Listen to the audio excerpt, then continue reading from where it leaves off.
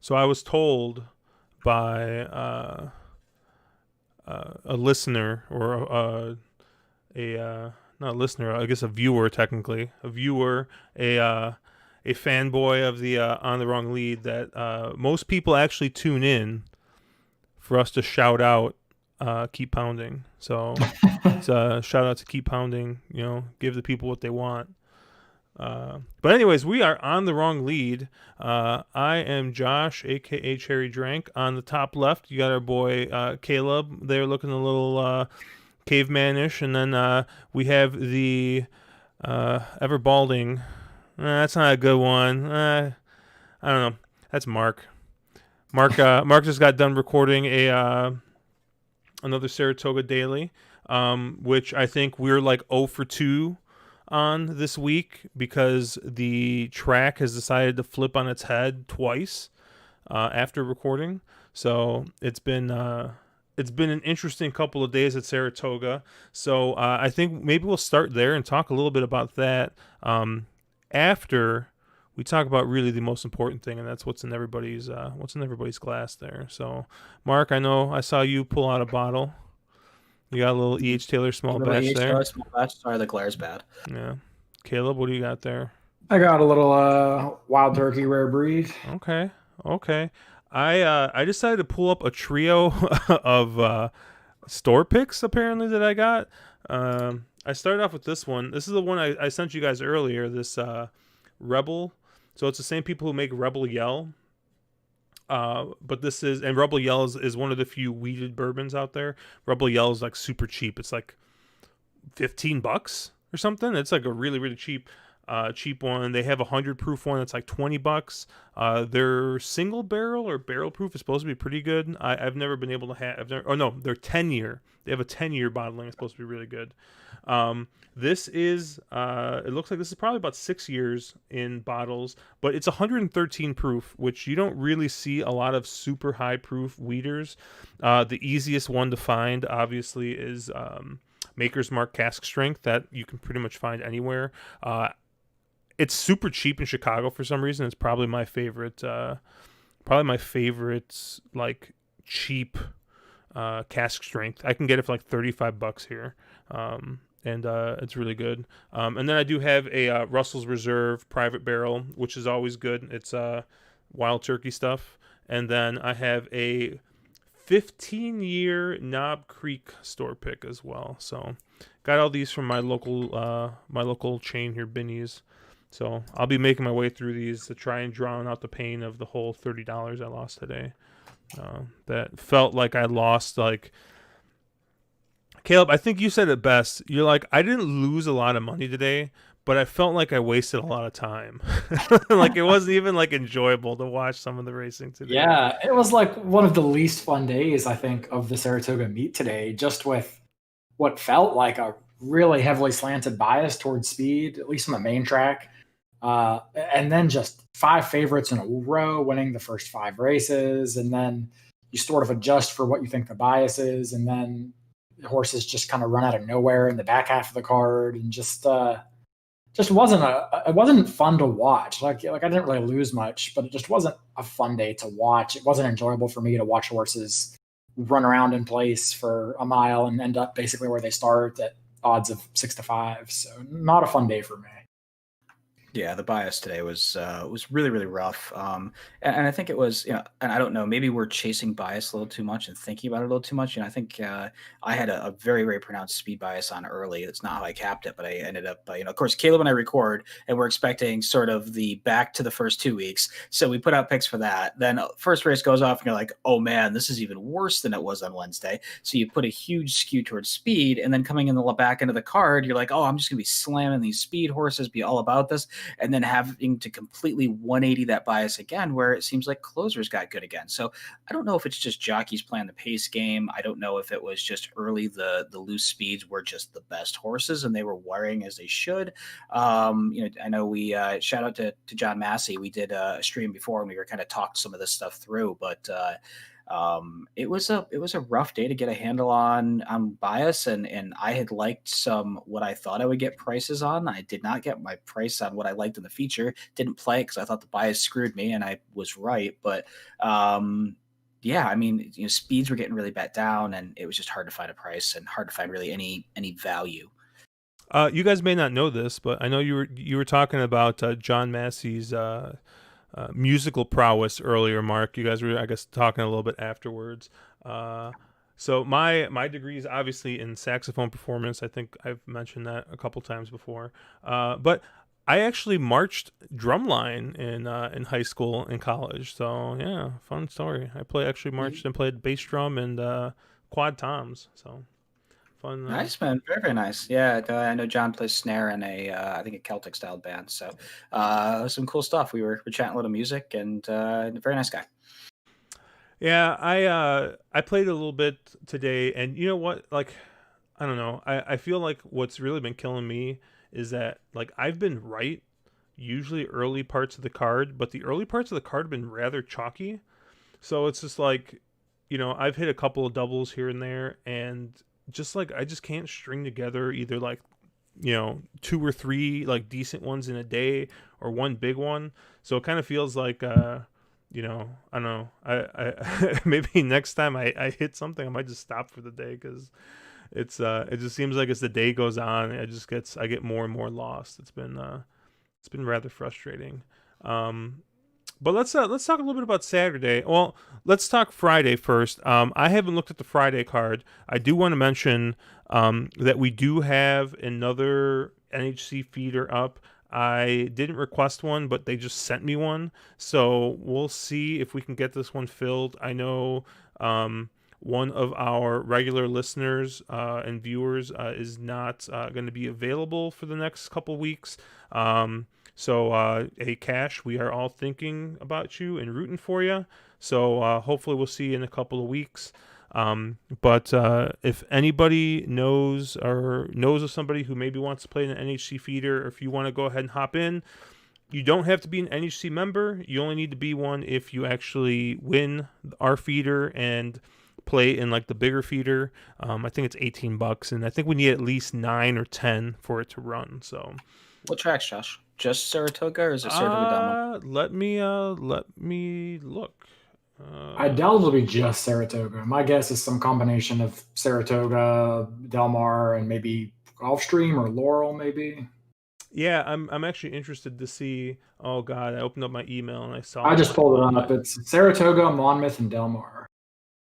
3 Saratoga races, 3 Monmouth races, and 4 Del Mar races. Oh, so Caleb is like foaming at the mouth right now.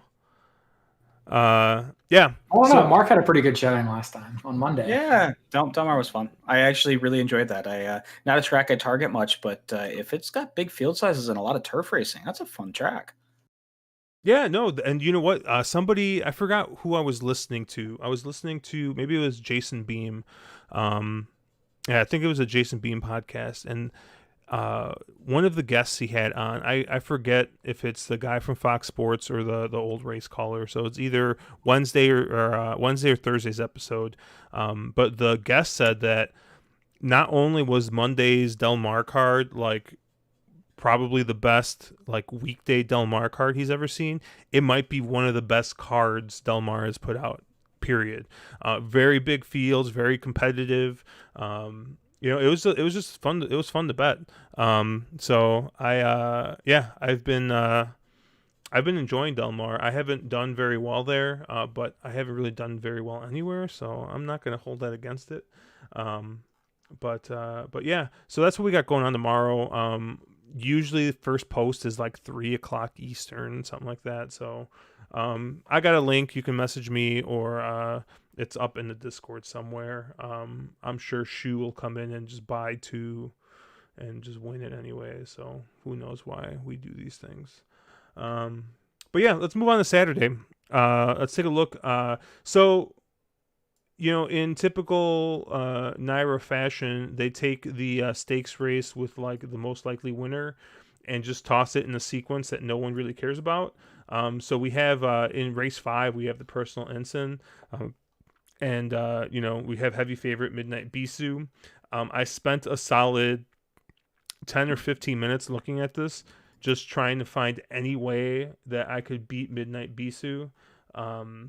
And I couldn't. I really just I have a really hard time trying to get around her here. I think if there were any play here, the only thing I might be interested in is trying to get play some kind of exacta and key vexatious in second, and just play Midnight Bisu over vexatious. Throw out Point of Honor, who's going to be the clear second choice, and see if cash a $3 exacta or something. I probably, if that. What do you think here, Mark? Yeah, I mean, Midnight Bisu comes back from, came back from Saudi Arabia and forgot to bounce in the Fleur de Lis, where we all tried to beat her. And I think, I think it's going to be very, very hard to do so here. She should be second off that Dubai bounce, the Saudi bounce. And she's just much the best in here. I mean, the only way I see, I mean, there's always a chance she throws a clunker in here. She hasn't thrown a clunker in her last 12 starts or something. Every race she runs, she just runs a really A game. She doesn't really have an off day. She won this race last year, threw a freaky figure up. I think it's the best figure of her career. And she's just really hard to get around here. And I mean, she beat freaking a late doing it last year. And honestly, that Midnight Bisu, a late stretch drive, was probably the best race of the Saratoga meet. I can't think of one that I thought was any better. I would love to beat her, but I can't. There's no horse in here that I want to use to try to do it with. Yeah, I have to say it's probably the favorite comment I've ever seen. If you look at the running lines on Midnight Bisu for her last race, it just says "one for fun." And that pretty much tells you what you have to know, is she was never asked at all. And that wasn't a bad field. Motion Emotion and Serengeti Empress were both in there. If you wanted to beat her, I think that was the time. Shy of the Breeders' Cup race, wherever she ends up. I don't think she can lose here. I think you take your 1-5, 1-9. I don't know what she goes off at, but you take the terribly short price and you try to turn it into value some other way in a horizontal bet, pick 5 or double or whatever it is that you like. Maybe I don't like Point of Honor, so I think you could maybe toss that horse and try to hammer an exacta with Bisu over a horse like Vexatious, maybe. But realistically, I just can't see Midnight Bisu losing this race unless it turns up to be the most speed bias strip in history, in which case she still might win. But I would never think it. Bisu wins this race 9 times out of 10. Yeah, I mean, the only thing I can think of is here, and I don't know what Santana can do wrong here. But, I mean, and obviously he rode a really short-priced favorite last week. But the only situation I can see is that if, Motion Emotion really goes out, and I think they've said that they're going, and because I think they really have to send. I think you can't take that horse out of its run style, and I think they've said Vexatious is also going to try to be much more forwardly placed in here as well. And if the track is crazy speed favoring, and Midnight Bisu doesn't get that pocket stalking trip, which you just assume she's going to get here on paper, where she's going to be 2 or 3 off and just kind of be able to stalk and pounce. For some reason she can't close in the stretch, and it's crazy speed favoring, maybe you can get around her, but I just wish there was a better horse in here to do it with. What's up with Mon Amour Girl? It kind of feels like she's ducking Bisu. Oh, she's obviously ducking Bisu. Come on, you got to defend that title. I think Bisu is way sharper right now, and I'd like to see them score off again. But I think that's why you're not seeing her. Yeah, it feels like is a lot sharper, and I think that's exactly why you're not seeing them. And I think if you see it, you might see it in the distaff. I mean, does it really matter? I mean, let me backtrack that. To the owners, I don't understand why it would really matter, because Mon Amour Girl was better at 3, so obviously everyone's going to point at that and be like, oh, well, if you want to try and get an Oaks filly or a Derby horse, it's going to be good at 3. Look at Mon Amour. So Monomoy had just that insane 3-year-old campaign followed by, Midnight's even maybe insaner 4-year-old campaign.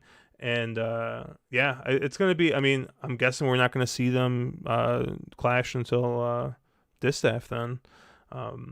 If it just looks like they're bringing Monomoy Girl around really slowly, which I guess I can't blame them after that long layoff, but was it the one horse you wish came to this race would be Serengeti Empress as well, because if the track is playing crazy speed favoring and we're not all nuts, she's the one horse that might be able to challenge Midnight Bisou, maybe on her best day, maybe.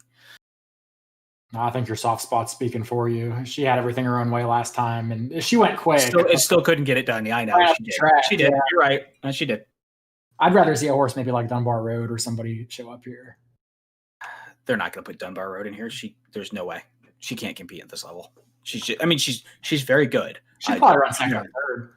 Yeah, she could run second or third. She's very good. But they shipped her to Delaware to which makes sense. Take the money and avoid the Midnight Bisou game. So and I can't blame them. Well, real quick, did you guys want to talk about this 8th race? Because I'm guessing this 8th race is going to be the start of the Pick 5. Is that what it is? It is. It starts in the 8th race. Did you guys look at this one at all? I didn't really look. It's a marathon turf maiden race, which is just utter nonsense. And doing a quick look here, I mean, I'm probably crazy, but I'm gonna take the 0 for 15 horse here, probably Bailout. Only because whenever it comes to these marathon turf races, I always take the older horse, and it's the only horse older than 3. So I didn't handicap this race yet, and I understand Bailout also kind of jumps out at you in optics, sort of, of the ones in here that she's sort of got that right run style. She'll be able to sit behind, like, I don't know, the 1, the 4, and the 5, and be the one to get that move. But she's not been able to get it done in 15 starts, and 6 of them she finished second in. That seems to be an extremely camera shy jock, and people like JJ and Sayas and Louis Ortiz and those kind of jocks, Jose Ortiz, got off. So it makes me seem that she, on figures, she towers, but I think this is not the kind of horse that I want, and I want to look outside. And somebody, Holy Emperor, the 1, makes a lot of sense. Jimmy Jerkins, obviously back up in class, but has some pedigree that should be able to, should like going a little bit longer. I'll go Sapper, maybe not. I don't know. There's a lot in here. The Chad Brown horse is going to take a ton of money. Probably makes quite a bit of sense. And then you also have the Al Stahl horse, the 8 Reigning Spirit, who also kind of makes a lot of sense. I would rather look for a fresher face in here than your 0 for 15, although that is very much a Josh horse. Well, I just noticed that the 9 Noble Mischief has got Rocket Gibraltar on the bottom. So distance isn't going to be a problem. Galileo on the top. And the trainer's name, his last name is O'Brien, so he's probably Irish. So this horse is probably going to be able to get the distance. I was about to trash your pick because I assumed it was an Into Mischief on top. But how the fuck are you going to name your horse Noble Mischief and not have Into Mischief anywhere on that pick? It's Noble Mission on top with randomly Race Rocks on the bottom. Yeah. So I have no idea how that horse got named, but yeah, this is just an interesting kind of interesting race. I don't know, like these kinds of races, like, are you really going to take 5-2 on, 5-2 on all these horses that just like have never ran this distance? I don't know. I bet you this Chad horse takes a ton of money just off from connections, not from actually being live or anything else, because they always do. And I will say though that these races, this mile and 3 race distance, are massively closer biased, just a huge closer bias in here. But I'm trying to figure out I guess the 5's got some speed, and the 4 and the 5 both have some speed, but besides that, I guess there's a little bit of speed in here, so maybe it'll set up those closers. Yeah, I like the 8 the best at a quick glance. I think this horse will will just be perfect at the distance. You get Rosario up. Alstall's been very live. He's only had 4 starters and he hasn't missed the board. He has 2 winners. So I like this 8 horse. I do have some concerns that this horse kind of seems to get lost in the early part of the race, coming from just really far off the pace. But I don't see a ton of speed here. I think they'll be pretty well bunched up, and this horse just kind of makes sense to me. I am excited to the one silver lining of Saratoga today and really the past couple days, despite not being profitable or that much fun to watch, was just watching Chad Brown repeatedly lose at stupid prices. So I've really enjoyed that. This is another Chad Brown that's going to take probably a lot of money and probably go off as your favorite. And I'm going to totally toss him. In fact, I'm totally tossing every Chad Brown horse until he can win. So eventually that's going to fuck me. But for a while it hasn't. And for a while it won't. And if you can toss out a 2-1 or an 8-5 or a 5-2 horse, just completely toss them based on an angle like that, you can create a ton of equity for yourself by going to other horses and spreading other legs. So I'm not using the Chad Brown. I like the 8 best. I agree. The 1 looks kind of usable. The 3, that's just not a horse I'm going to have. He's had too many chances, but on figs makes sense. 4 and the 5, maybe steal it. There's a couple ways you can go, but I'd probably like the 8 the best. Yeah, so one thing that's sort of interesting here, John Massey just said it in the chat, and I looked at the pedigree and went, oh boy, that's really interesting. This 4 Caribbean Gold is stretching out of a bunch of 5.5 and 6 furlong sprints with Galileo on the top and Giant Causeway on the bottom. I'm trying to figure out what they were doing. Just obviously they think the horse has talent, but what are they trying to run this horse at a 5.5 furlong stakes at Monmouth? That makes no sense. This might be one that gets lost on the board just on the, oh, hey, look, they've been running a bunch of sprint races and this horse really competitive here? That's a really interesting pedigree. Yeah, and you know what? Actually, also this looking at it a little bit closer, this 5 horse, Mystery Bank, Noda's been, red hot. Jose Ortiz been red hot, and you got English Channel on the bottom, and the Big Mystery and Warriors Reward on top. I think that this horse could probably stretch out pretty nicely, and this is another horse that they've kind of brought along kind of slowly. It looks like they've just continually stretched the horse out, and is going from Safi's barn to Noda. So Safi's not exactly known as as much of a turf trainer. I mean, he does the sprints all right, and he does okay in Gulfstream because that's not really turf. There's some turf pedigree here, so this might be an interesting shot as part of the speed and the pace scenario here. So. Yeah, not to beat up in your 5 or anything, but to me, English Channel is more of a mile, 8 furlong-ish influence. I don't think of them stretching out much beyond that. You guys probably got to throw some stat at me and prove me wrong, but I've always thought of him as being more that turf miler type. Well, you have caller ID on the bottom of the Chad favorite here, and then Maria's mom. I completely agree with Caleb. They're just trying to hope that stretching this horse out works.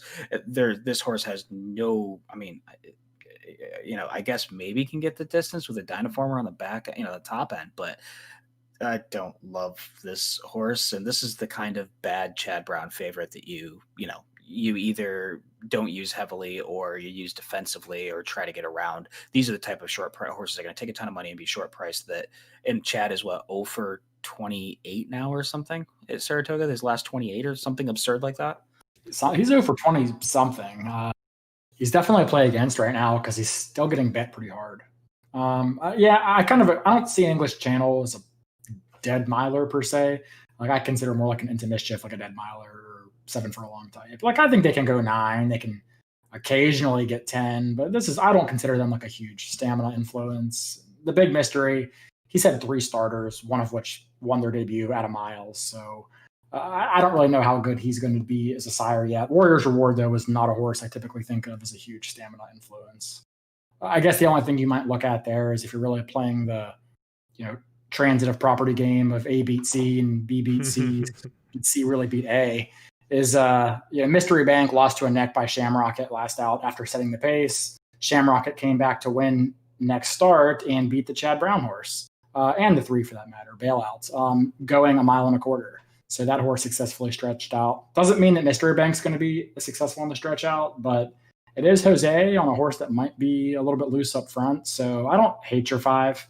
I don't like Noda on the turf as much as I do on the dirt. I actually don't like him on the turf at all. But I don't hate the 5. But I think there's a lot of ways you can go here. So, question real quick, because I know you guys were talking about the 4 a little bit with Treasure Beach as the sire. I thought isn't Treasure Beach more of a sprinter, like a sprinter sire, like turf sprints? No, he's much better. Okay, I must be thinking of somebody else.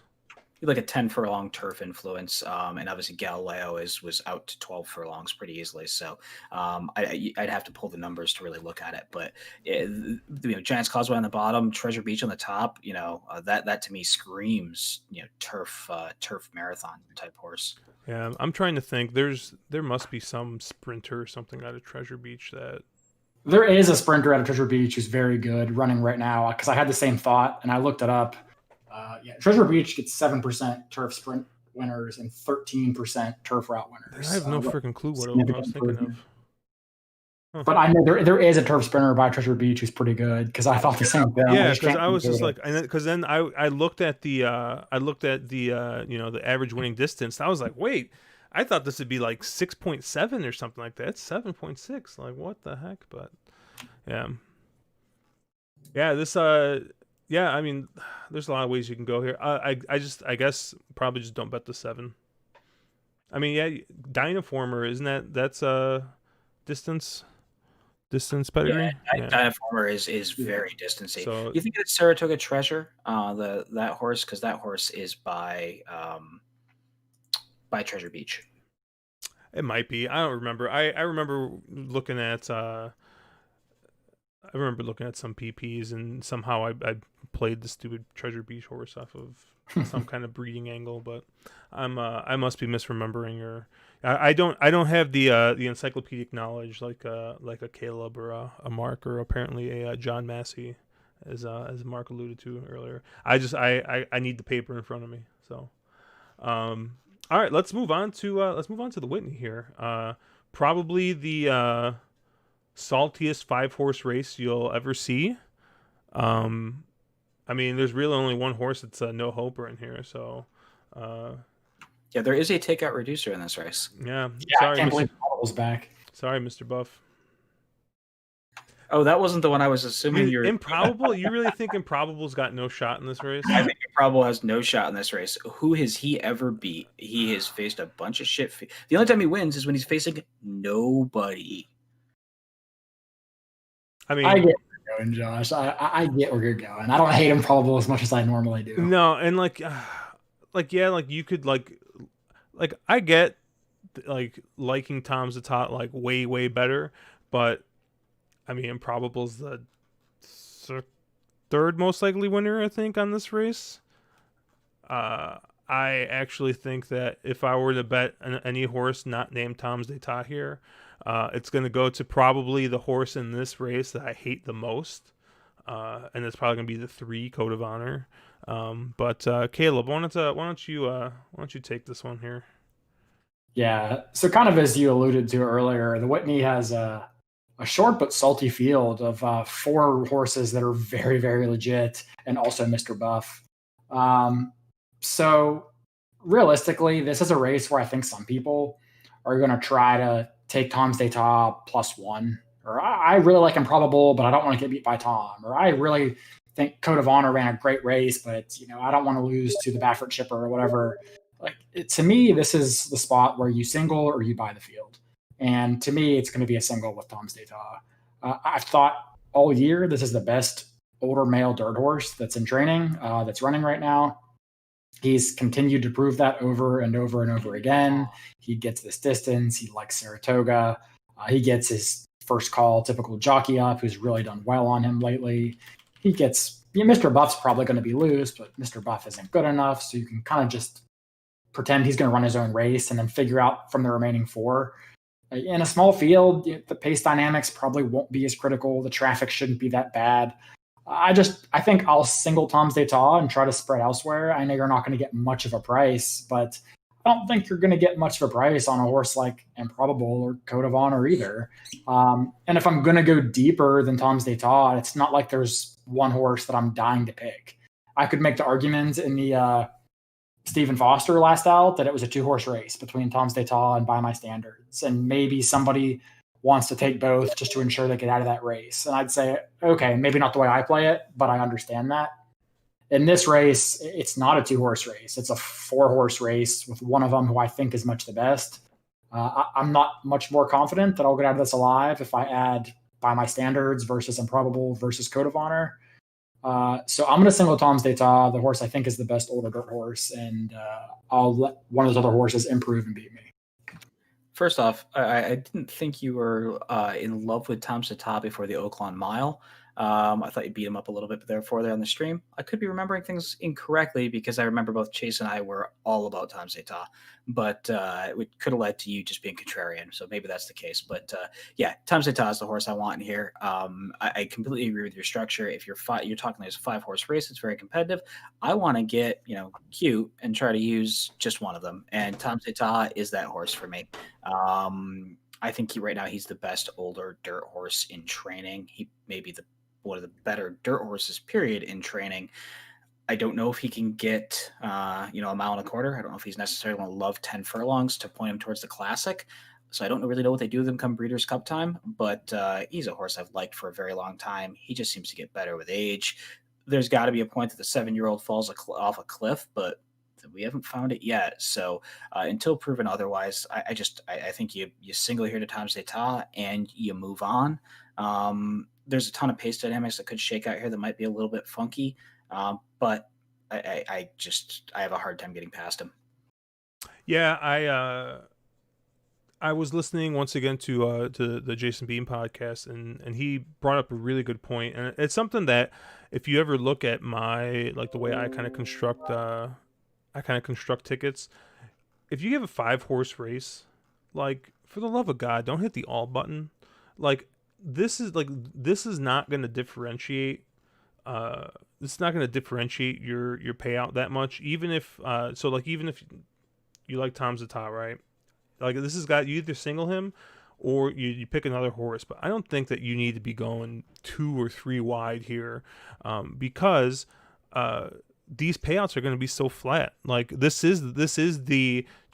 will be the cheapest leg that you can go all in. Therefore, this is probably going to be the leg that most people, if they are going to try and get cute and hit the all button, they're going to hit it here. So it's just important. If it's a small leg, you gotta go narrow. You can't be making your tickets 2 to 3 times more expensive because you think you might get the 3-1 4th choice that comes in. So, which I know if you might play longer in horizontals, but at the same time, it's also going to, make your ticket grow exponentially. I was going to say, think about what you're implying by hitting the all button. You're implying that you say that Tom's d'Etat has the same chance of winning this race that Mr. Buff does. So if you honestly think that, you probably need to learn how to handicap. Because it's just, I'm not saying Mr. Buff can't win this race, but it's a very, very, very slim chance, and understand what you're implying with how you're playing that race. And the only way to get, I think, value out of this late sequence is to get kind of skinny and kind of aggressive. I think there's an argument to be made. There's a couple singles in here, and you can sort of leverage up this section. And I think, Tom's d'Etat, if you're buying this race, and you're somebody who says, geez, I'm going to go 3 or 4 wide and 3 or 4 legs of a pick 3 and hope I catch prices, long-term you dilute yourself and you run out of money. You can't be profitable doing that. You have to be okay that sometimes you're going to pick Tom's d'Etat, and let's say he's a 70% win candidate in this, and 30% of the time he doesn't win. You just have to be okay going, I'm going to lose that 30% because I'm going to save so much money by being skinny here. Yeah, I don't entirely disagree with what y'all are saying. I guess just to clarify, really hitting the all button here, I think is fine, depending on what your opinions are in the rest of the sequence. You have to like some prices in other races in order to spread in a race like this, and you very well may need to get a little bit skinny around those prices. But if you have a 20-1 shot that you really like and you might have as a lone A or one of your 2 A horses in a pick 5, you don't want to get that horse home and then get beat because you used Tom's d'Etat and left off Code of Honor, or that you used Tom's d'Etat and Code of Honor and left off Improbable or By My Standards. And personally, I'm never going to use all except for one horse in a race. So I would throw in Mr. Buff in the event that track comes up wildly speed favoring and he wires it or something. If I had a price that I loved and I could structure a ticket in a way that made sense to where I could get my prices live to a lot of the horses in here that made sense. If you don't like any prices, if you're playing mostly the logical horses, then that kind of goes back to my earlier point that you probably need to single here and just pick the horse you like the best, which for me is Tom. Yeah, it would have to be speed favoring, and it'd have to be New York bred favoring in order for me to even look at Mr. Buff in this race. But yeah, I think this is in the words of Evil Bob Dole, it's single and move on. So I think I single Tom's d'Etat here and try and move on. I do think that the second most likely winner here will probably be Code of Honor. I think that this might set up nicely for him. Because he is going to get some type of pace to run into. I think he'd probably do a lot better with more of a setup. But I think the only way that because I think that even if he does get a setup, I think that him getting set up also sets up for Tom's d'Etat. So I just kind of don't see how he outkicks Tom's d'Etat in this race, but. Yeah, that's my exact same thing. Is Tom's d'Etat and Code of Honor both have a very similar run style, so I wouldn't even use Code of Honor because I just think Tom's d'Etat is the better closer. I would say I would rather use somebody like a Mr. Buff. I realize he's got like 0% chance of winning this, but he's going to be 2 or 3 times that morning line price. And assuming it comes up crazy speed favoring, Kimmel did say in the draw that they were going to go. So I think they're going to finally let this horse just roll and not try to rate him. So there's a chance that the track is crazy speed favoring on Saturday, and maybe he gets loose or something. But I think Code of Honor has the same run style. I think Improbables beat nobody, and I can make a case for By My Standards. I don't hate By My Standards. So those are the ones I want a little bit of. But that would be if I'm playing something like a pick 5 where I'm okay. I can structure them as C's with Tom's d'Etat is probably my lone A, and maybe I can catch a price there and link it through some other stuff. Yeah, it's funny because if on paper there's 2 horses that are fast enough to win this race, which is Tom's d'Etat and Improbable, and it feels dirty to say that, but he is, on the sheets and on Brisnet. I don't know how he looks on like Timeform or anything, but he is the second fastest horse. And I don't know that I'll actually go to Improbable, but I'd probably go to Improbable before I would go to a horse like By My Standards or even Code of Honor. Yeah, I mean, my issue with Improbable, and I've said this a bunch of times, I don't think when he does win that he's beaten anybody. And the 2 races that he's won have the 2 real kind of races. So the Shared Belief and his Gold Cup, those 2 recent wins that have been impressive. They've been on the wrong coast. He's on the East Coast now. And I think just he's been beating up on sort of inferior fields, and he runs those big figs out west. He's never really done it anyplace else. He also doesn't seem to like to run big figures back to back. That's been my other thing with him. And he just ran a very impressive Gold Cup where he did run a big fig. So I don't know if he's a bouncy type of horse, but he doesn't seem to back up those performances. And everybody gets all high on him and he takes a ton of money, and then he doesn't show up for 3 or 4 races. And then suddenly, Bob does something and he appears again. So his Oak Lawn Mile was a pretty big number, wasn't it? His Oak Lawn It came back as a 99, but he was beat by somebody else in this field. So that was sort of my feelings is Tom's d'Etat has already also proved he can beat Improbable. So, yeah, I mean, I'm Improbable. I'm not one of those Improbable apologists, but he did have a pretty impossible trip in the Oak Lawn Mile and ran a much bigger race than the fig might show, and then took a step forward and ran another big race in the Gold Cup. So you could argue that he has it figured out now that he's 4 years old. Like I said, I wouldn't be excited to take a short price on him, but I just do think that he's a talented horse that might finally be starting to put it together. And I would take him before I would go to like a Code of Honor or a By My Standards.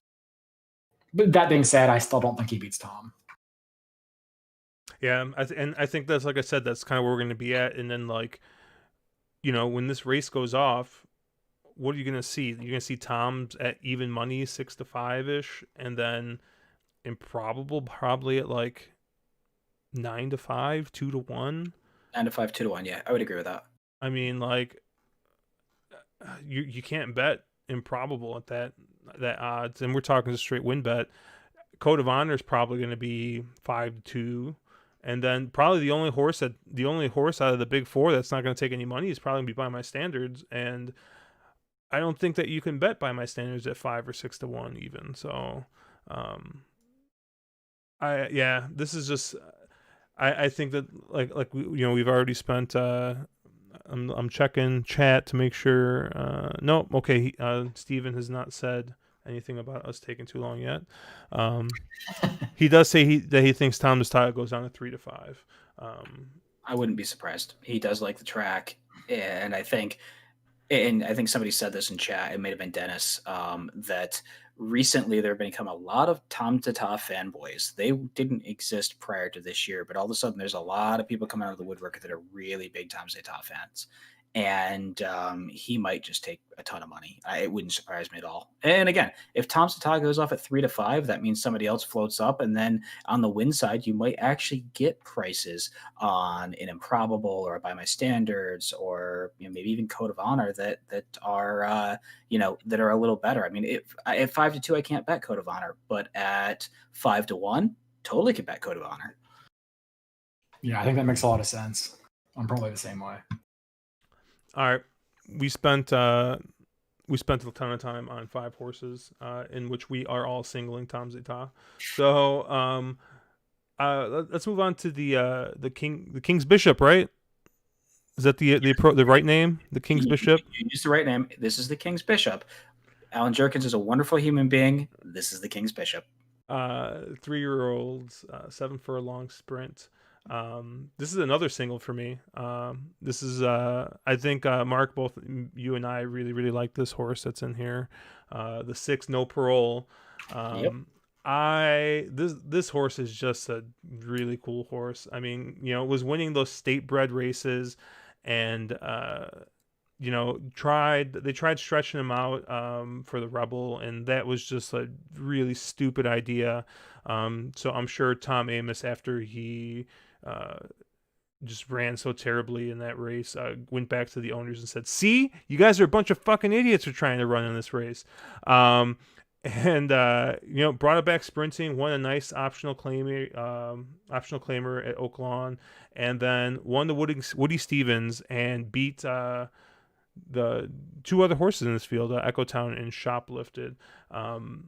I could probably get around just singling No Parole here. There's not, for a 7 furlong race, there's not a ton of speed in here.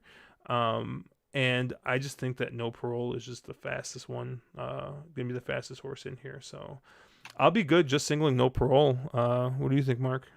I'm completely there with you. I'm just going to single No Parole and try to move on. Like I said, I actually think you can play a very cute ticket this sequence and get very singled and very aggressive. No Parole is speed of the speed, and he's got a lot of closing ability as well. He's 5-6 lifetime, loves getting his photo taken. And, obviously they tried to stretch him out in the Rebel. I don't blame them for taking a shot. Of course you take the shot if you think your horse might be able to, be a Derby contender. But, I think he towers over this. If you're an optics person, he jumps off the page at you on optics. And I don't think I have to go much deeper in here. And I honestly think you might even get a little better than those odds, because I think there's a lot of other people that are going to go after, a lot of the owner, trainer, other connections in this race. At big field, it's 11 horses. There's a lot of sort of interesting horses in here. I mean, I think you can pick holes in No Parole. Obviously, Tom Amos has been very cold, but he's had a few horses hitting the board. He hasn't been terrible. He hasn't been as bad as most Kentucky trainers are at Saratoga. So, I don't. Before I talk forever, I'm sure Caleb has 12 horses he likes better than No Parole. But I'm going to get really aggressive and use a lot of No Parole. Wait, no, Caleb, you come on, you got a little home cooking, right? A little Louisiana bread. You gotta respect the Louisiana bred here. You got the gumbo horse running the race. I want to get around no parole. I just don't know how. To be honest, I was against him last time. You know, he beat up on some Louisiana breds, You did give a lot of shit about Fairgrounds and Delta Downs form before the last time he ran, and the boy proved you wrong. So yeah. So to that point, I think we all recognize June 20th, Woody Stevens Met Mile Day, was a very speed favoring track. They actually broke the race out. You know, if you're a speed figure nerd, they broke the first two races out from the rest of the card as the track sped up throughout the day. But I don't think that speed bias ever went away that day. So I do think that No Parole kind of had a favorable trip. He didn't go particularly fast. The speed figure's fine, but you know, he didn't set like a wicked pace, not for him anyway. He just kind of had things his own way, and I think he won going away on the wrong lead, which is appropriate for our show. Yeah, I can't not use the horse, and I just haven't decided if I'm going to single him or not. It's tough because most of the horses I think that you try to beat him with are the same horses that he just whacked in the Woody Stevens. So, you know, a horse like Mischievous Alex, or maybe even like an Echo Town or somebody, like I don't really know. He just kind of took it to him last time, and I don't see a reason why it would be any different here, especially with the way the track has been playing, where you want to be forwardly placed and you want to be inside. He definitely is that inside drawn speed. So I struggle to find a way to beat him. I think I'm thankful that Baffert sent over 8 rings to take a bunch of useless money and act as a takeout reducer, because that horse has no chance in here. So I think No Parole is your likeliest winner. If I was going to try like real hard to get around him, which I don't know if I will, I might look at a horse like maybe Tap It to Win, just getting the far outside. Like this horse got really good for 2 races and then found a mile and an eighth Belmont just a little bit too far and a little bit too tough. So yeah, that might be a horse I try to use, but Mark Casse has been just unbelievably cold lately. It's hard for me to love that horse, especially knowing he'll probably take money. So it's really tough. You know, the only other horse I even kind of glanced at was actually a horse that'll be probably 50-1, which was Liam's Pride, the 9 horse. Some of these Doug O'Neill horses have not run that poorly, actually, since coming to Saratoga. Like 4 Left had a respectable effort. A few others ran decently. And you could argue that the Slop last out kind of moved him way up. But he's had Slop a few times before and hasn't shown that level of talent. He beat another pretty highly regarded sprinter in Long Weekend in that race. So I don't think this horse is good enough to win necessarily, but he is one of those horses that's at least a new face in a field that I'm just not very impressed with. So I think No Parole wins more often than not. I will probably have a few horses on a saver ticket to try to beat him, but I don't think it's very likely. So the only other horse that we haven't really talked about that I'm a tiny bit, probably a C level interest in, is 3 Technique, the 8. If you take and throw away his last 3 races, and I realize that's saying a lot, he's caught off tracks his last 3 races and hasn't handled them super well. And if you make the case that he just doesn't want an off track, which is pedigree would sort of suspect that's not the case, and you have to sort of make another jump here, which is that this race, there's quite a bit of speed in here, and there's a chance that this comes apart. If No Parole and Liam's Pride and a couple of the others in here who've shown a ton of speed hook up, these 7 furlongs at Saratoga races historically have been played to closers. They've been very, very, very closer friendly. I think 3 Technique at 6-1 is a pretty aggressive morning line. I think you probably get more like 10 or 12-1, especially considering how cold Jeremiah Englehart has been. But if you're playing that game of you can kind of excuse the last 3, and there's a chance that this does fall apart, kind of an interesting horse for me to use that you're going to get a little price on. Yeah, I think if I were to, look elsewhere in this race, I think I might be looking at the 5 Mischievous Alex here.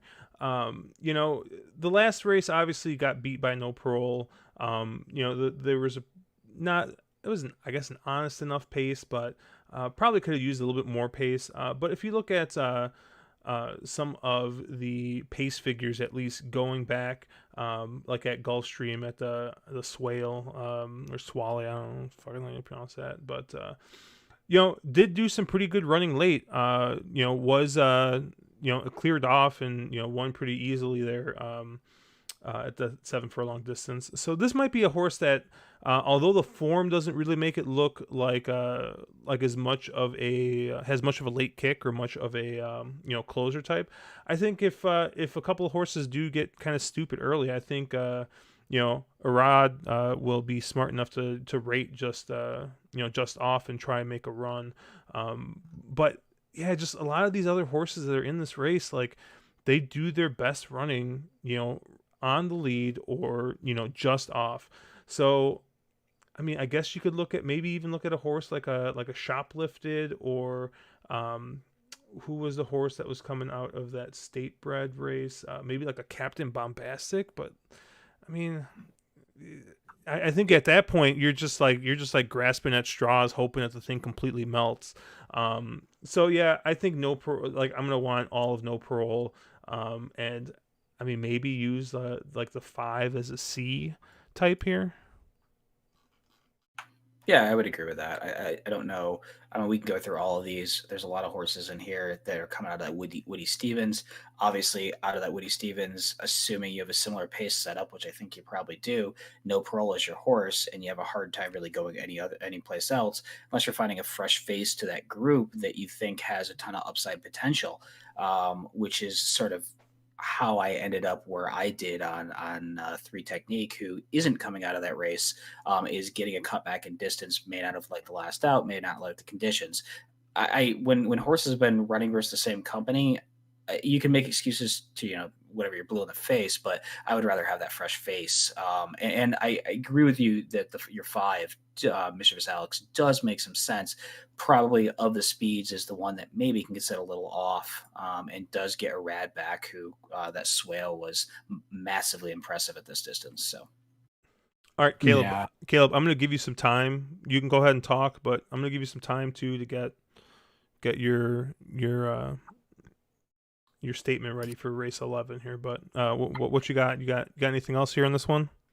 No, not really. I think you take No Parole and then you use him prominently on most of your tickets. I think you take your top 1 or 3 long shots and you play them on a saver, whoever they are. You could make an argument for literally like 8 horses in this field after No Parole.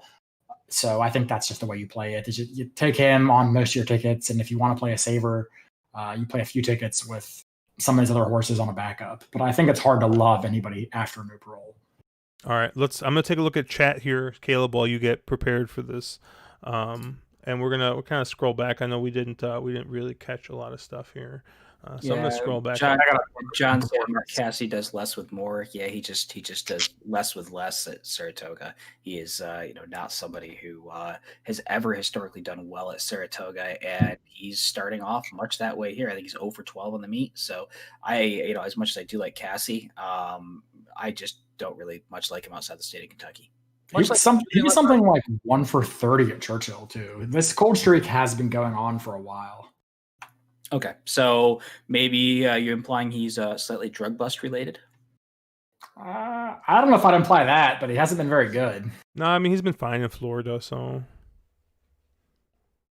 And Florida and probably Woodbine. I haven't been watching much Woodbine. I don't know how much he shipped up there, but that's where, at this time of year, that's where he sends a lot of his horses to, is Woodbine. And I mean, he's still 15% for the year, which is about what he hits at. I mean, he's not like some like 22% trainer, he's usually in that like 15 to 17 range. So Dennis, if you bet on 8 rings, I will drive down to Kentucky and beat you. Dude, just don't, man. Come on. No. Just no, Dennis. No. We got Matt talking about throwing some money at Echo Town. Echo Town makes some sense. I mean, Echo Town's pretty classy. What was the Echo Town was the second in the Woody Stevens to no parole. You can make an argument that he didn't have the greatest of trip there, and this distance is what his pedigree says he should love. This is the distance. So, second time going 7 furlongs. Obviously, the connections are there. Asmussen's had a good meet. Santana has not been very good. I wouldn't fault anyone for going back to the Echo Town well and giving him another shot versus no parole. You sort of have to, what's different? Maybe he doesn't get bumped at the start and get floated a little wide and maybe gets a little cleaner trip come out of the 4-hole here. 4-hole is a really good hole at Saratoga at 7 furlongs. You don't necessarily want the rail, but you want, and Echo Town has a lot of tactical speed. I wouldn't fault anybody for getting back on the Echo Town train. Yeah, it looks like John also really likes 3 technique here, which I think you talked about a little bit, Mark. The 3? Sonomon? 3 technique. Oh, 3 technique. I thought you said the 3. No. Gotcha. No, yeah, 3 technique. Yeah, I think we're both into 3 technique for the same reasons. This is the distance. That's the distance that 3 technique should really like, and you can kind of make some excuses with some of those off-track races at a little further the last couple. So I think 3 technique, and I think you're going to get much better than the morning line. I think you're going to get probably around the 10-1 range on this horse. I think this horse will get lost on the board. I swear to God, Caleb's going to like the same horse we do, Mark. I already know in this race. Oh, it's gonna happen. We're all going to be on the same horse here. I already know. We're going to be on the same horse. All right, Caleb, Bowling Green. You've probably already thrown out half the field, if not more. So we can immediately decide that Channel Maker has absolutely zero chance of winning this race. It's not possible. All right, let me cross that out. You're just crossing out on your form right now. Yeah, I'm crossing them out. Sadler's Joy. Thanks for coming along. We appreciate you helping field fields. But no, also cannot win this race. And the latest member to the club that has really started to annoy me is Dot Matrix. You owe me so much money. You should have won half a dozen times already. Every time I think you're going to win, you don't. So you know what? You're about 1 loss away from joining Channel Maker and Sadler's Joy over there in the corner. Well, he's losing this race, so I crossed him off for you. Good. So that leaves us with 4 horses left? Yep. Not that bad. I think the 1 is probably just a little bit too slow. I'm not too interested in Marzo. So that really left me between 3 horses who very well could be 2 of the 3 longest shots on the board, with Cross Border, Highland Sky, and Pillar Mountain. I imagine you all ended up on Cross Border. Yes, we did. Yeah, so I had him circled. I X'd him out. I circled him again, and then I kind of erased my circle and put a question mark. So I don't know what to do with this horse. The thing is, I hate betting a horse like this off of a dominant last out win against literally nobody. He beat 2 horses that are allowance level horses in a 4-horse field, and then he beat a dirt horse with Blewett, the Todd Pletcher dirt horse. And this horse is going to get bet off of that. And if you look back, he's also one that hasn't done a whole lot of winning lately. The only reason I haven't totally tossed him is that he projects to be forwardly placed in a race that has not very much speed, and he loves Saratoga. I am a sucker for a horse for course angle. As much as I don't really like Cross Border, you get probably the hottest jockey at Saratoga right now with one of the hottest trainers with a pace advantage, and the horse just loves this track. I can't toss Cross Border. I don't love him here, but I can't toss him. That being said, Stephen Evil Bob Dole already knows I got to make the case for Pillar Mountain. So this is his time to shine. It's now or never. He gets back to a track that he likes. He's got a win in a place in 3 tries here. This is his best distance. 2 of his 3 wins came at this distance. He's never missed the board. That last race, first start off a layoff, going a little bit shorter than he probably wants. That's okay. I don't hate that. He was kind of wide turning for home. And you know what? That race actually came back kind of salty. So, Breaking the Rules and Digital Age both came back to win. So I don't hate that. Now, you can look at a lot of his races before this and say he's not good enough. And, I suppose that is an argument there that he's just not good enough. But For me, I'm going to take a new face in a field of horses that I don't like.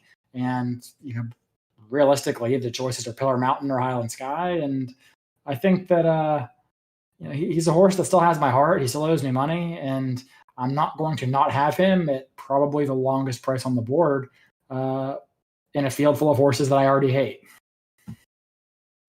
You're leaning on Highland Sky, really?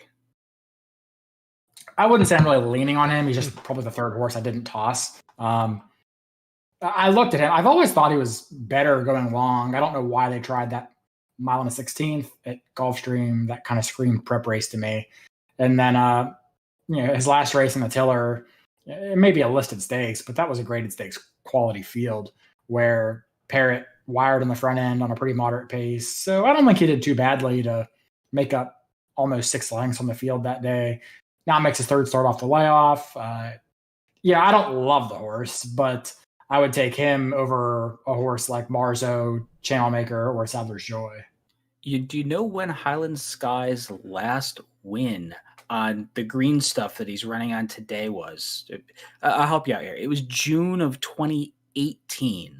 You realize that's like 2 years ago since he's won on the grass when he was 5. Now he's 7. And are you saying he's due? Is it? He's like Tom Zaytas. He peaks at 7. Tom Zaytas is just an aberration. Hey, turf horses peak later. All right, sure. We probably are supposed to mean 5, but 7, close enough. 5, 7, same difference. Yeah, same difference. Only 2 years. Yeah, I mean, there's a lot of horses in here that I absolutely hate. I agree with you. I don't hate Highland Sky, and you're going to get paid if he shows up. I prefer him underneath more, and I think for me, this is a pretty paceless race. I think horses like Pillar Mountain's going to be freaking closing from Congress Park. And, the chances of him getting there in a fairly paceless race, I just don't see it happening. Albeit this distance is very, very, very closer friendly. I think Cross Border has a tactical advantage. He can be forwardly placed. He can really, I think Jose is going to be able to dictate the pace of this race from the front end or just off it. And I think, there's a lot to like here. It's a horse that's 4 for 4 with the circuit. Half of his wins in his 25 start career have come at Saratoga, and he's won 3 times, I think, on the inner, 3 times on the inner. So he can handle the tight turns here. He hasn't run this distance on the inner, but I'll give him a little bit of a pass there. And I think he's just, tactically, I think he's such a great trip. He's got arguably the best turf jock, going at Saratoga right now, and one of the best turf jocks in the country, quite honestly. And I have a hard time not using just a ton of Cross Border and not a lot of the rest of this. See, there's 2 ways I see this race going, right? Cross Border gets out, sets a, fairly easy lead, I think, or sits just off and, wins. Or I think you got a horse, right? After that first turn, might stop off a little bit. Might stop at Hattie's real quick, maybe make its way to the 4-star Dave Bar, stop off by the patio, maybe get a little Shake Shack, right? And might go to your aforementioned Congress Parkway and close all the way, and that is the 7 Pillar Mountain. Those are going to be the 2 horses I'm going to key around here. Pillar Mountain is 2 for 3 at the distance, and the only time that he lost at this distance here in the U.S. Was second time Lasix, which some of these horses it does take a little bit coming from Europe to kind of get adjusted to Lasix. So I'll kind of toss it out. It finished second. So it wasn't soft track too. Oh yeah, it was a soft track as well on the inner, but has won at Saratoga. So yeah, I'm not gonna hold that. I think that Pillar Mountain wants to go all day. Obviously got Galileo on the bottom, and has got it doesn't look like it's got much distance on the top, but this horse is just definitely run this distance, so I don't think that this is going to be a problem for the horse. So I think I'm going to go with the 7 Pillar Mountain, and my top pick here though is going to be the 2 Cross Border.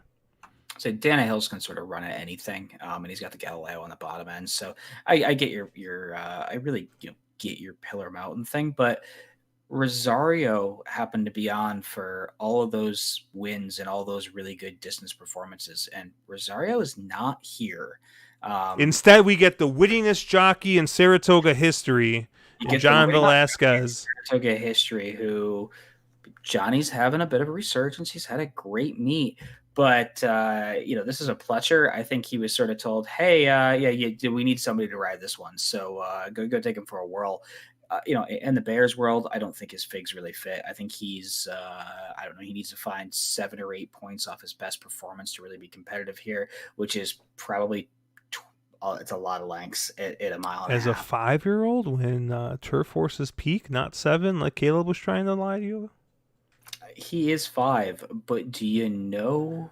Yeah, okay, cross border 6. I thought he was 5, but I don't know. I just it feels like you guys are trying to invent a price there. Dude, I'm just looking at the chat, and people are loving. People love Pillar Mountain. People love it. People just love them. People love them. Yeah.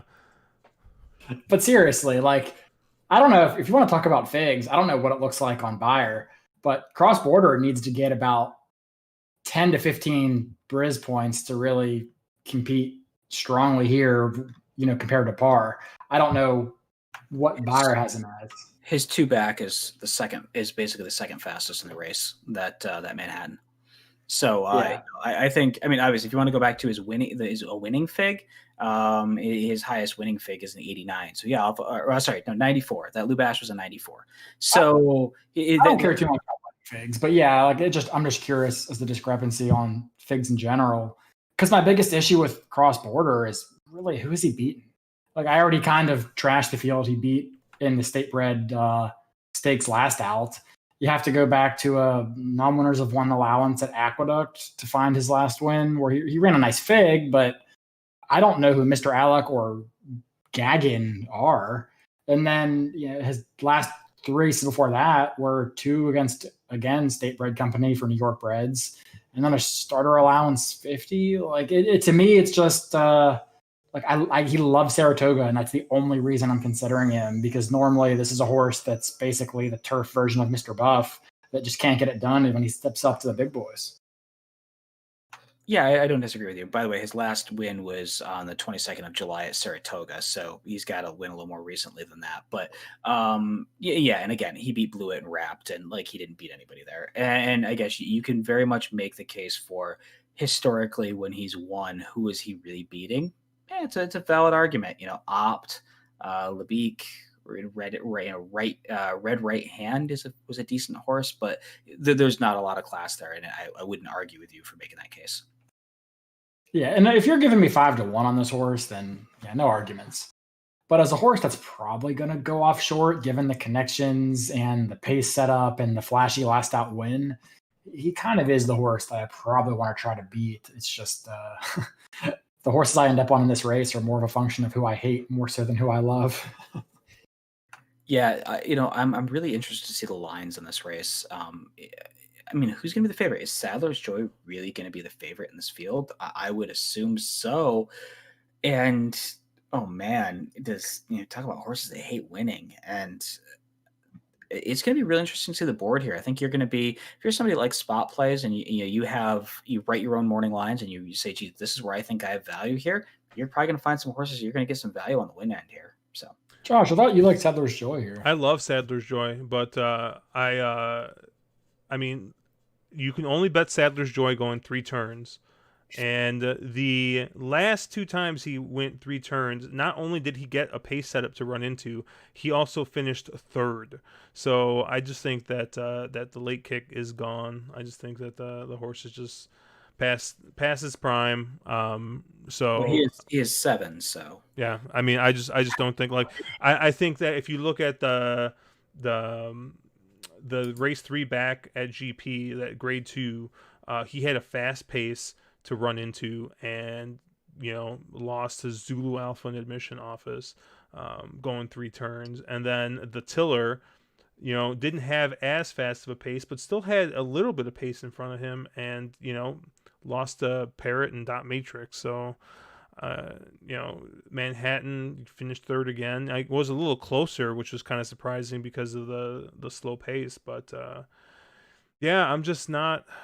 I just think that the game's passed him by. He's like I don't know. He's like Vince Carter out there. I was gonna say Michael, like aging Michael Jordan, but that would like mean that he was That would like really imply good at this some point. So he's more of like a Vince Carter, right? Like, yeah, he was probably like pretty solid, but just yeah, just probably time for him to go. Taking a look here at chat. Uh, Groundhog says he'll take 2-1 on Sadlers. I don't know about that. I'll book you right I will book you now. Tell me how much you want to bet on them. I'll give it to the. I will give you 2-1 all day long. uh, and then I mean, just the rest of the chat just looks like love for Pillar Mountain. Everyone just loves him. Road Warrior likes Channel Maker. He thinks he'll run okay. Traveled 33 feet more in the winter in the Manhattan and highest average speed. Another furlong questionable. I don't think that distance is the problem for Channel Maker as much as ability. I mean, everybody has been chasing Channel Maker's Man of War from May 2019. I mean, everybody wants him to run that race again with Rosario aboard, and it just has not happened. So, yeah, I don't think distance is really a problem for him, but I just think that he's just not that good anymore. His Turf Classic from October of last year was actually a really good race. He got beat by Arklow and ran well in defeat. But yeah, oh man, He Josh. got beat by Arklow. Yeah. Okay, You okay. had me. You had me. It was like, oh yeah, yeah. I Oh, said but he beat got by beat by Arklow. Arklow. Oh my god. It doesn't discredit the race he ran. I mean, he ran a very competitive fig, put up a good race, albeit didn't get it done, and that's sort of been the story of his career. When you're 5 for 33 for a reason. So yeah, and it's very interesting here to watch the jockey games because in all of these, there's been just a ton of jockey go to this one, to that one, to this one, to that one, and nothing fixes it. Obviously, all these trainers are like, oh, if I could just get the right setup, this horse could be a win machine, but they just aren't. And I'm going to probably try to be very aggressive here and try to use just one horse or try to get very aggressive buying cross border. If you're talking about race you might want to buy, I would have no fault with anybody buying this race in something like a pick 4 or a pick 5. If you were aggressive early and you said, you know what, I'm going to let the cards fall where they may be and hope I catch a price because I find these turf marathons just to be amazingly unpredictable. Not going to fault that at all. Yeah, I mean, like if there were no odds, right? There were no odds in front of me, and this was just like flat betting. You know, it would not surprise me if any of these horses won. Like, and I'm not saying like I wouldn't be surprised. Like, oh my God, Sadler's Joy actually won. Like I'm just saying like if you told me tomorrow, hey, Sadler's Joy is gonna win this race, this is how it's gonna happen. Like you could give me a scenario where I think any of these horses win. But I mean, you can't take 2-1 on Sadler's Joy. You can't take 7-2 on Channel Maker. I have a hard time stomaching 5-2 on Cross Border. I'm hoping maybe it takes a little bit less money, but I just think that a horse like Pillar Mountain of the short prices, I'd like Dot Matrix the best, but even so, I don't know if he's fast enough here. Like I don't know. This is a really interesting race. So I think kind of like you had put it, Mark. Spreading in this race I don't think is the worst thing. It's just, I mean, you hate to spread and get fucking Sadler's Joy at like 7-5 or something stupid. But now. Oh, I won't. Hold on. Do you not remember? Was it when was it, Mark? Where I said, and I quote, you were talking about, oh yeah, you'll be in this pick 4, and then all of a sudden Kendrick's just gonna fucking knock you out, and I'm like, no, he ain't knocking me out because I always have Kendrick, and then fucking sure enough, second race on Tuesday. Was it the second or third race on Tuesday? Fucking Kendrick on like a 12-1 just fucked my shit up. That was yesterday, and it was like yesterday? a 1 or some shit. And it was like 20 something. The horse paid almost $50. So I was like a 40, 46, 47-1, something like that. And the world's biggest Kendrick fan did not have Kendrick covered.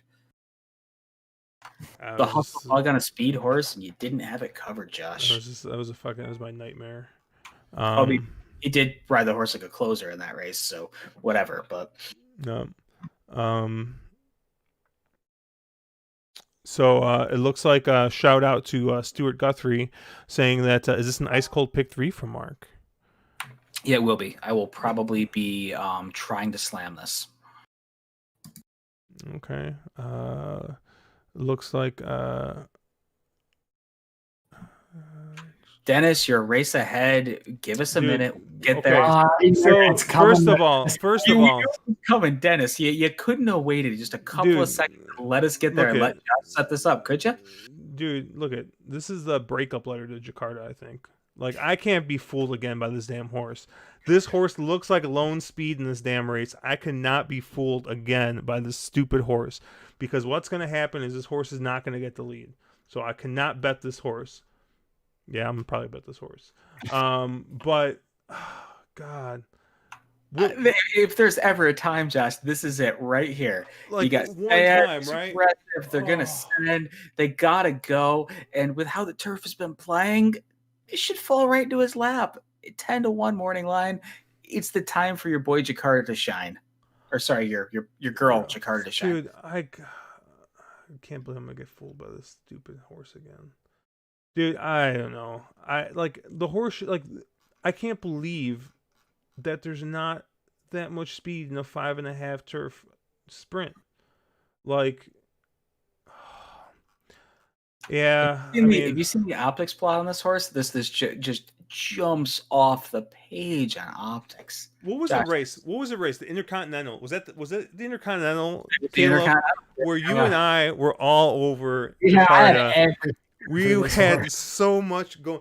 I had doubles going into the horse. I had doubles going out of the horse. And, oh, my God. I mean, no one was beating newspaper record that day anyways. But, oh, man, I just, couldn't believe it. That was just tough. And then I think I bet Jakarta the Vagrancy just to stay on brand. And, I at least got the lead this time. But I don't know. I guess, has won at this distance or at 5 furlongs on the turf before. Yeah, I'll probably use Jakarta. The horse I think that is probably going to be my top pick here, though, is going to be the 2 I'll handle the cash. I just think that, I know we've been accused of talking about jockeys a little too much. But Jose Ortiz, sprinting on the turf, he's just lights out right now. He doesn't need to lead with this horse, even if he sits just off. I think he'll be fine. The horse is just in good form right now. Only finished a length and a quarter back, 2 races back, and I think got steadied in that race, if I remember correctly. So did run into a little bit of trouble. And then won by half a length at the listed stakes, 6 furlongs at Belmont. So I think this horse is in pretty good form. There's a couple other horses in here that probably match up on figs, but I think I'll probably be stuck with most of my play going through. I'll handle the cash and probably a little bit of Jakarta. So I can't imagine that my top pick in here you haven't mentioned yet, and that is Delica, the 7. I'm surprised here. I mean, Rosario's been great on this horse since the jock change. I'll handle the cash, but did beat Delica last out. Albeit Delica kind of had a wide trip, got floated 4 wide around the corner, and couldn't quite get there. Rosario with one of his patented Rosario rides where he doesn't quite get it done. You're going to get some pace in here. You should get the setup. Should get the same setup as last time out. And if Rosario can figure out how to not, add 10 lengths to a horse's trip around the corner, isn't Delica one that you want to have a ton of in here? I'm playing the matchup. I'm going with the matchup. Lost to I'll handle the cash. I know probably had a worse trip. Probably on the sheets. Probably got 20 points extra for going 4 wide because Rosario was on them. But, if you told me Rosario in a turf sprint took a horse 4 wide, I'm going to tell you, Mark, and you might not know this, but there's a good chance Rosario is going to take Delica 4 wide in this race as well. So, yeah, I think I'm going to stick with I'll handle the cash. Now, not to say that I can't be talked, and that's actually an important thing. I know Eel Bob Dole did mention it. And one of the tough things about doing this stuff, 2 days out in advance, and we did talk about it, I think, a little bit early, is it's very important to watch how the track is playing.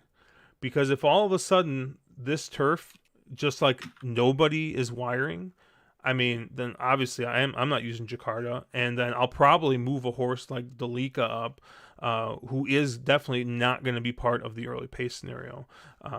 So it is important to kind of watch how things are playing there.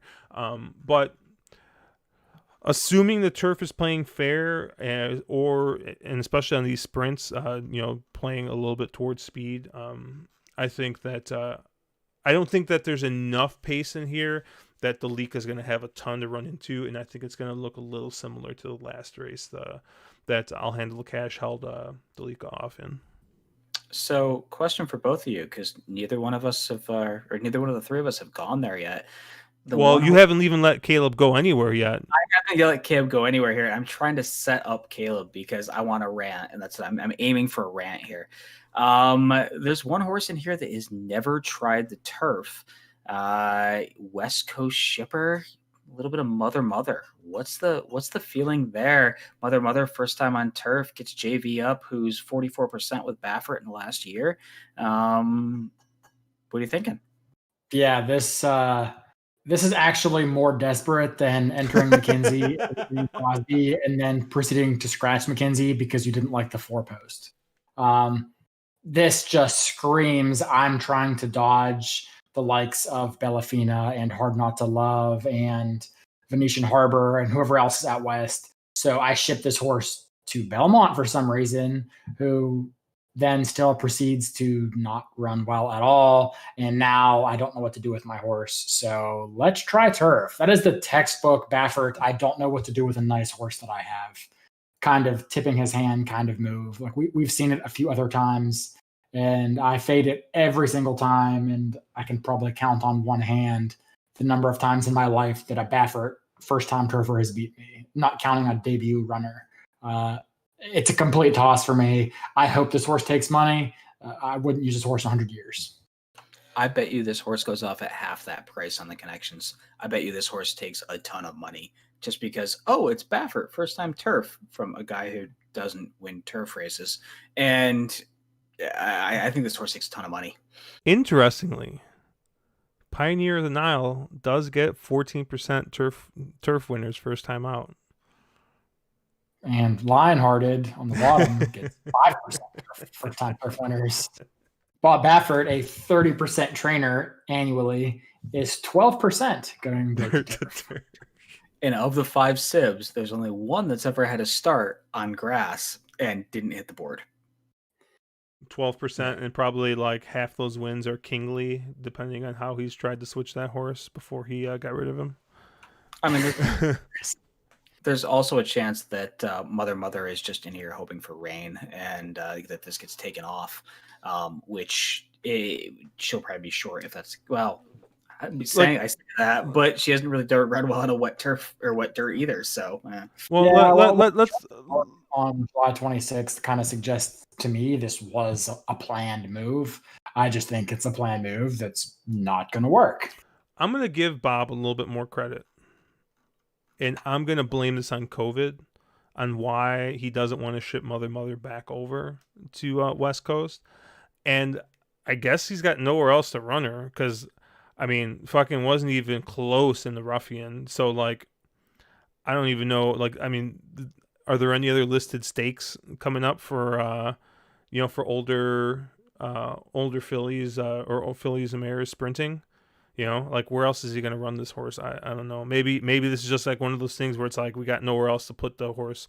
But I don't know. I have no fucking idea. Like, but there's no way that this horse is going to win. Yeah.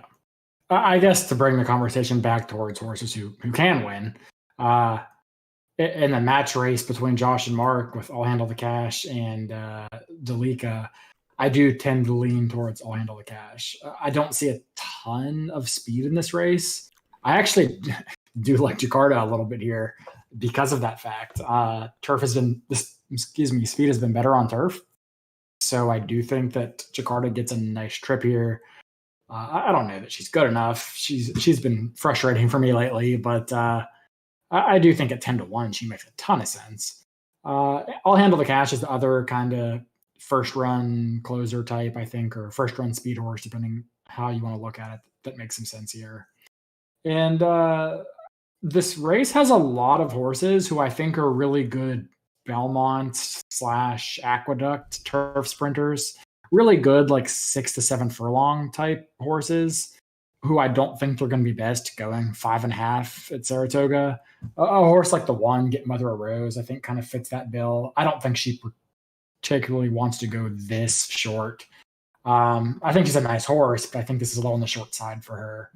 Another horse like the 8 Saratoga Treasure. I like Saratoga Treasure at the price, but again, I wonder if this is really the distance that she's going to be the best at. So a horse that I actually looked at trying to make the case for here was a horse that the distance at first glance probably makes even less sense, which is the 3, Sweet By and By. I don't know how prominently I'll use this horse yet, but it is a horse that I kind of want somewhere on my ticket. You kind of have to go back a ways to find the last time that this mare tried turf sprinting. But if you go back to that last turf sprint on May 24th of 2019, she tried going 6 furlongs at Belmont pre-COVID, and she ran okay. She showed speed. She was beating a neck to, a horse that has gone on to be pretty damn good with Alexandra. She actually was the 4-5 favorite that day against Alexandra and ended up kind of getting beat at the wire, just put away the other speed horse and got nabbed late. So I get you're asking a lot for a 5-year-old to kind of return back to that form. Dutro has not had a good really year, to be honest, not had a good 2020. But this is a horse who's in her career 7 for 8 in the money on the turf. Really 4 or 5 in the money on the dirt too. This horse is just a horse who always shows up, always runs her race. And I do think that, looking at the pedigree, the turf makes a little more sense and shorter makes a little more sense. I don't know that those mile and a 16th races were where she was going to be best. Now, I will say I don't know that 5.5 is going to be her best either, but it is a horse that I just think is really interesting to show up in this spot, getting back to something that she might be best at. And I don't love 6-1, but I think you'll get better than that. I think you'll probably get in the neighborhood of 8 or 10-1, and I think at that price she does become interesting. Yeah, I was just going to make that argument that there is a price where this horse becomes very interesting. Obviously moving out of the Clasaris barn into Dicky Dutro, who's he's hasn't had a win on the year yet, but that price for me has got to be more like 10 to 12-1, not 6-1. At 6-1, I think this is a horse that I would just completely omit from things because I think the horse is overbet and sort of there's a lot of things that need to be proved here. At 10 or 12-1, that's interesting. Dennis is talking a little bit about the 4 here introduced. It's kind of interesting. It's coming in with a really nice form. Off 2 wins. Obviously moving up in class a little bit, going from allowance company to a listed stakes here. But what do you guys think about the 4 here introduced? I think that those last 2 wins were at Laurel and Delaware Park.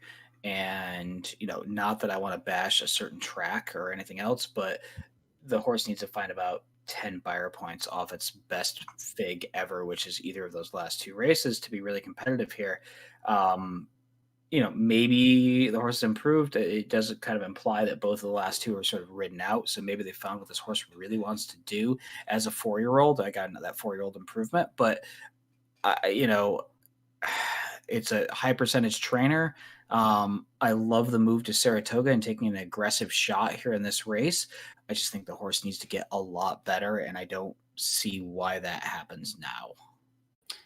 Yeah, I guess for me, if you haven't talk to me enough in Discord. I hate Maryland shippers. If there's two shippers that I hate more than anything, it's Maryland shippers and Tampa shippers. So I think those are two tracks that just notoriously get the speed figures wrong.